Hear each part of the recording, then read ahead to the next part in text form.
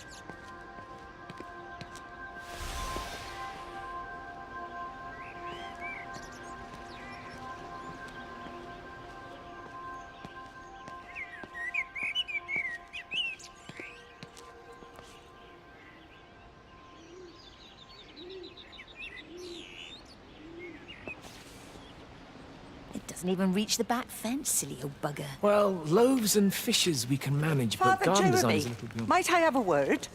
Mrs. Boyles, of course. Meg, will you excuse us, please? See you back at Charlie's later. Cheerio, Wendy. I was speaking to Barbara. She said there were some irregularities about Mary's morphine. Good grief. I mean, those are private medical records. Barbara should know better than to be discussing that sort of thing with you. If Dr. Wade finds out, he'll have no choice but to suspend her. Damn it, Wendy! Your brother is grieving. Mary was sick for a long time, and I'm glad it's over for her. Go and support Frank. He needs you now. God knows what you did. He sees. I just break and overlook Mary's weakness, but you, a man of the cloth, if you have an issue with... bring shame on this parish. If you have an issue with me, I suggest you write to the Bishop of the Diocese. I have parishioners to attend to. Excuse me.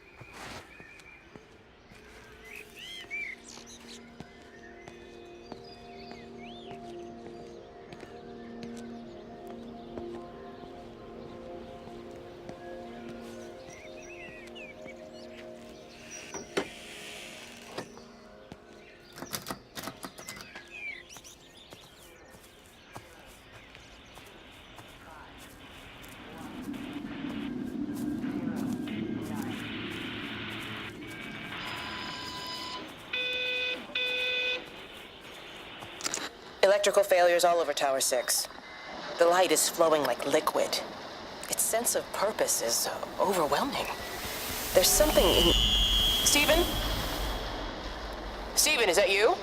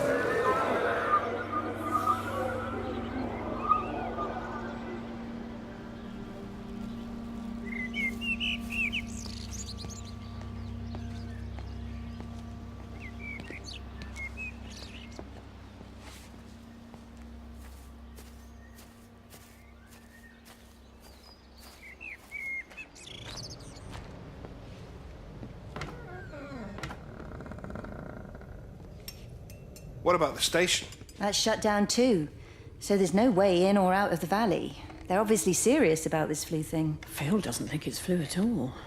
He said he's been practicing medicine for 30 years and he's seen plenty of flu, and he said this doesn't feel right at all. Well, there's nothing of any use on the radio. Sorry I'm late, everyone. Have you started? Yes, but to be honest, there's not really that much to discuss. This quarantine is in place, there's roadblocks and everything. No one really seems to know anything, but people are definitely missing. More of them too, not just a couple of old biddies. No one's seen the Sullivans since yesterday, and the house is just sitting there unlocked. I just got back from the farm. All of Frank's cows died in the night. He's devastated. Poor man, hasn't he had enough for 1 year? First Mary and now this. Well, if no one's coming in to sort this mess out, we're just going to have to do it ourselves. Barbara, get Phil to do a stock take on medication. Jeremy, put the word out for people to congregate at the village hall. It's best we get everyone in one place for the time being. Good. I'll organise supplies. We'll have a lot of hungry mouths to feed. There's plenty at the depot, but well, let's start with what's here in the village. I'll draw up a rota. Charlie, you help me with that? Anything for you, Meg?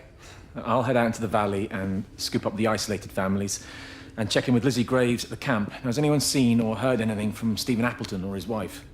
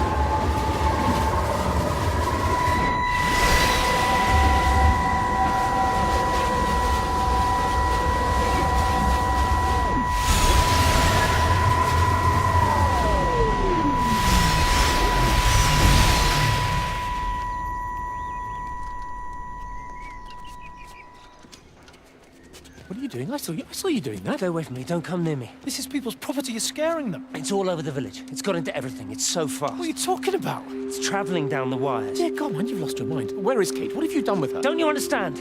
It's breaching the quarantine and adapting. Give me that bloody can. Hand it over, Appleton. Now get off. All right, Sam, stop You it. weedy little shit. Give It's me the mine. Can. Give me the Stop can. it. I need it. Grow up!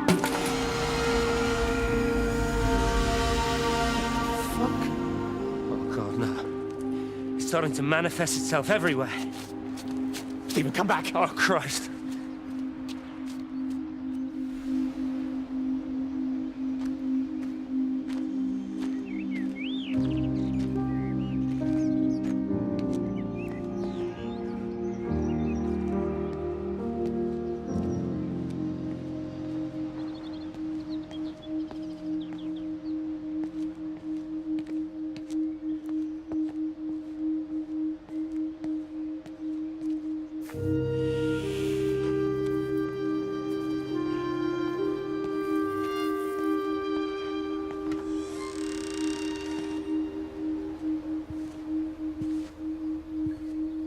Hello?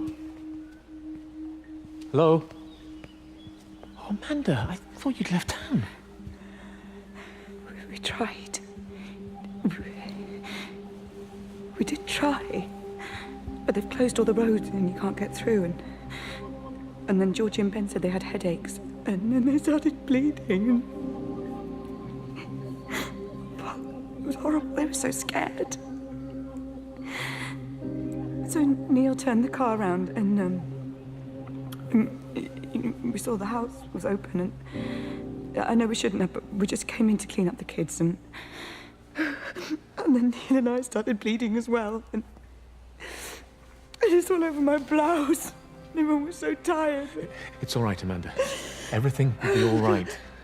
Just try and calm down and tell me where Neil and the children are. They're upstairs. They were tired and Neil said they could take a nap in the bed and we thought Barbara wouldn't mind as they're only children and I was so tired so Neil took them up. He took them upstairs to tuck them in. And? That was 6 hours ago. He never came back down. Just be too frightened to go and look. Why don't we go and look together? I can hold your hand if you like. Yeah. I think I could manage that, yes. Will you please help me? Of course I'll help you.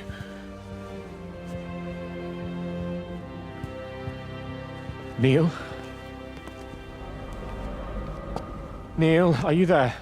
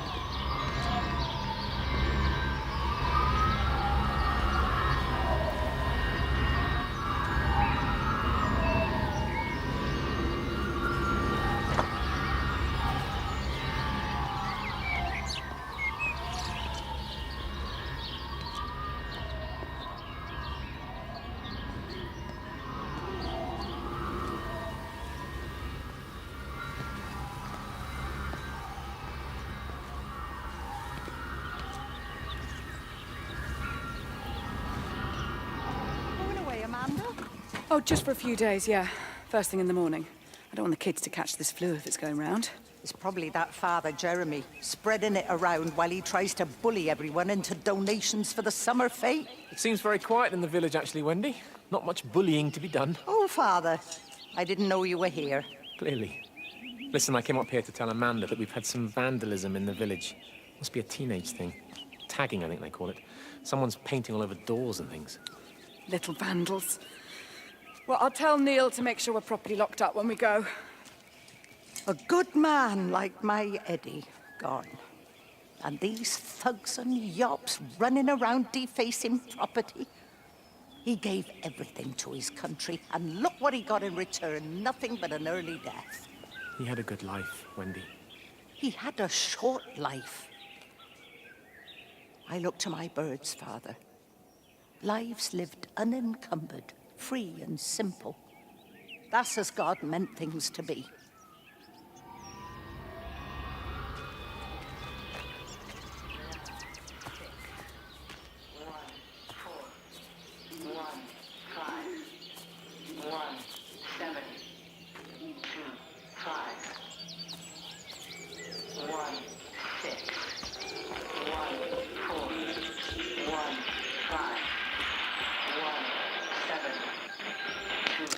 Every computer in the observatory has set itself to 6:07 a.m. June 6th, 1984.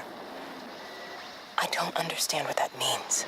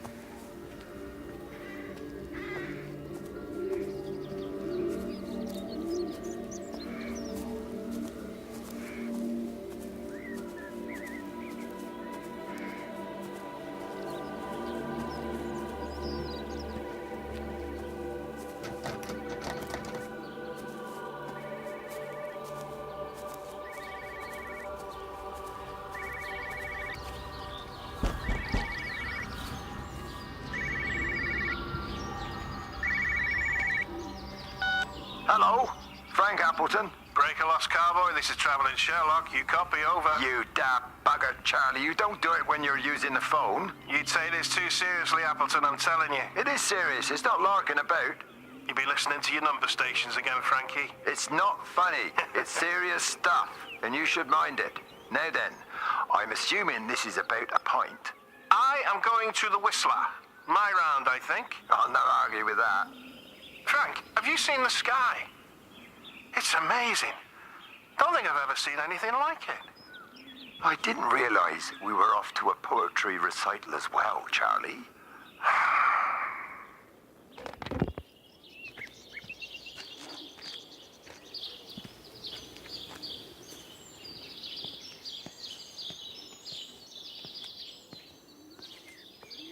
Terry called this morning. Said there was a problem with Harvey. Said he couldn't get through to the vet, so I said I'd come round and take a look. There's a lot of dead birds today.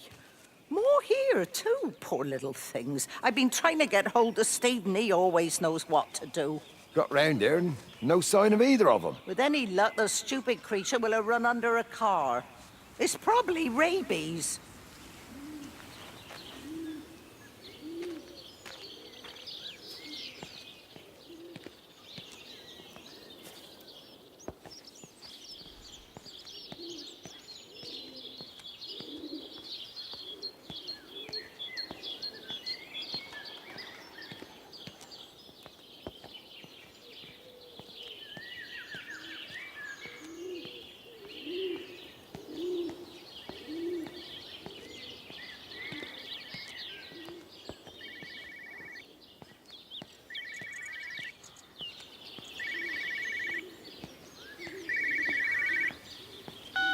got as far as the Haverton substation before we cut the lines. The interchange there just started dialing numbers at random.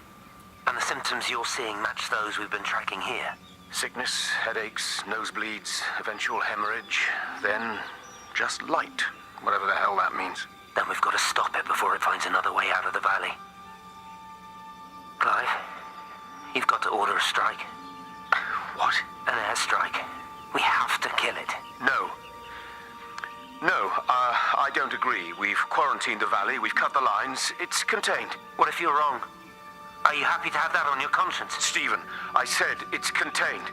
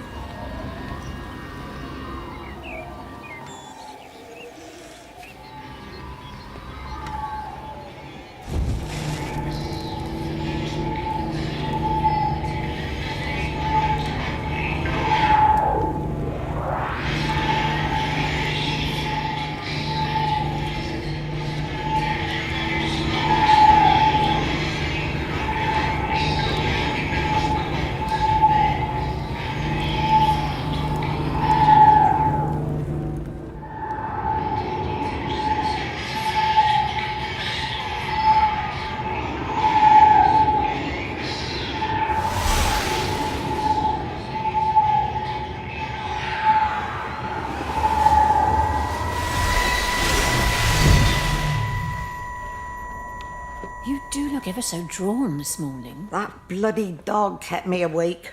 And there was that thing in the sky. The radio says it was an electrical storm, but I don't know what it was. This morning, I found some dead birds in the garden. I'm sorry to hear that. I wonder if it might have had something to do with the atmospheric conditions. My Stephen will probably know. I'll give him a call in a bit. Wendy, I've popped around because we've had some incidents with some of the more elderly residents. Mrs. Boughton has, well, vanished, for want of a better word. Wandered off somewhere, no doubt. I thought I'd best check and see you're all right. The council are talking about a flu epidemic. Yes, well, I'm not sure it's flu as such.